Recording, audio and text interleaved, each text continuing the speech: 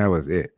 So yeah, don't do that. If you decide to raise a family, that's when things get really expensive. No, they don't get. I mean, yes, if you want to talk about having the wedding before you have kids, please have the wedding before you have kids. I mean, traditional views. Anyways, yes, you get married, then you have kids. After that, that makes sense when things start to get expensive. But again,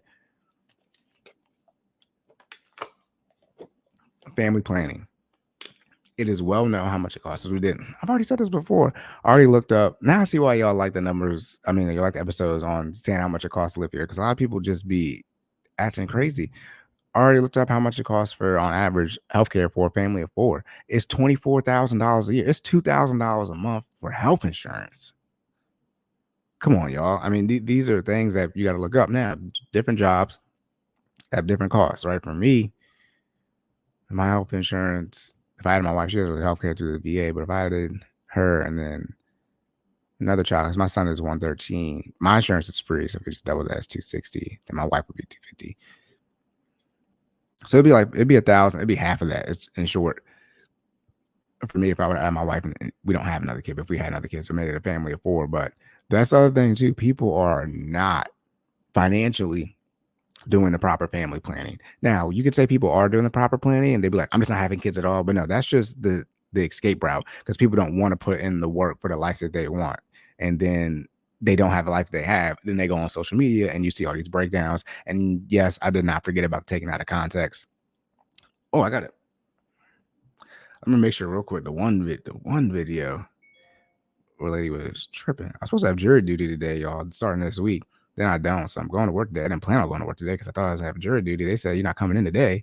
We'll just let you know when to come in. Just keep calling after 5. And then every day, I'm like, what? How? That's inconvenient for my life. Let me see, y'all.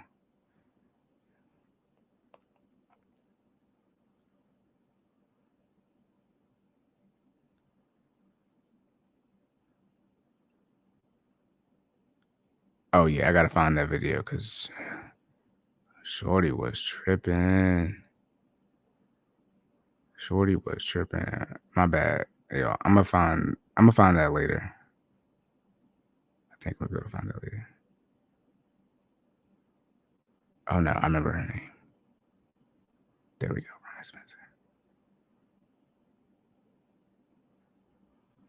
Boom, got it. All right, because yeah, some of the stuff that the amount of people, it's mainly women, but the amount of people who are getting here on social media and literally having emotional breakdowns in relation to their lack of financial stability or being at where they want to be at in life, and then admitting that the other people in life, their other friends, have what they have as far as relationally, but don't have what they have on the personal side from a career success standpoint. It's like, look, only one thing can be the primary. What do you want to be the primary?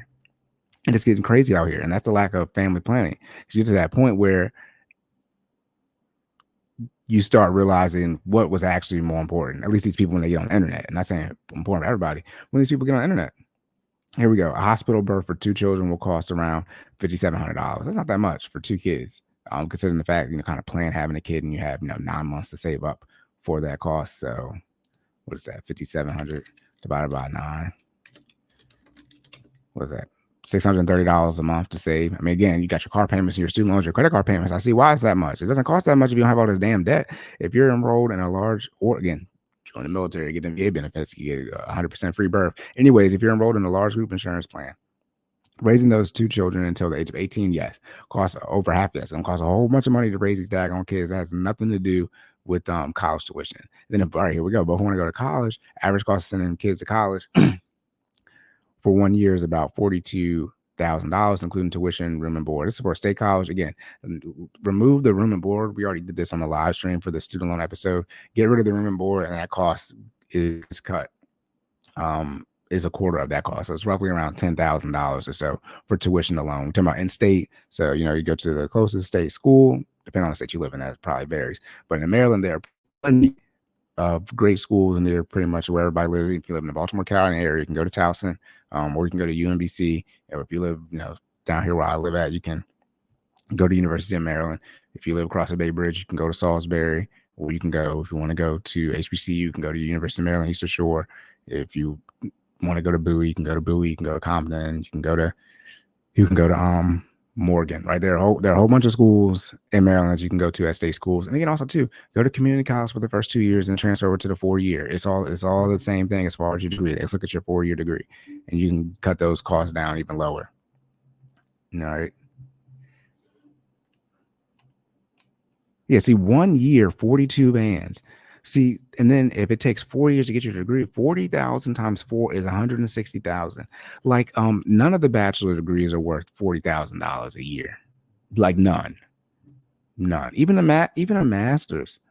You start getting over 100K total.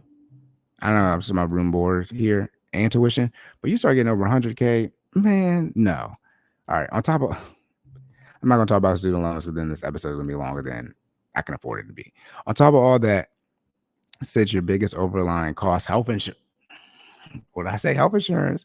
Using data from Peterson KFF Investopedia, worked the average family premium cost over 39 years, 25 to 65, to be just shy of 1 million. Yep. At $934,752, which is almost 1/3 of the lifetime earnings you need to live the American dream. Again, necessities, that payments, investment, lifestyle. However, here on the Cory and FinallyFit podcast, we discuss health and wealth, finances, and fitness. Okay, so when we talk about the health and fitness side of things, yes, that is no joke. Your health is your wealth, and a lot of people, especially in America, heart disease is undefeated in America. People don't take care of their health, and that's why you have these astronomical healthcare costs. Caleb Silver, editor-in-chief in Investopedia, told Daily Mail, while everyone's idea that the so-called American dream is unique, the rising cost of everything a family might reasonably want and need to afford, like health insurance, owning a vehicle, buying a home, raising children, sending them to college, continues to put that dream further out of reach for most households. Decrease your debt, stop going on vacation so early in your lifetime, and you'll probably have more money / runway to achieve, this health insurance, type of things, buying a vehicle, things of that nature, because you're losing all this compound interest that the money you spent in your 20s. Like I said, you spend all this money for social media posts, and then they actually don't get you anything because you're not one of these people that make money on the internet. And so this just lost money. It's just lost money. All your likes and stuff. Like, what did those do for you?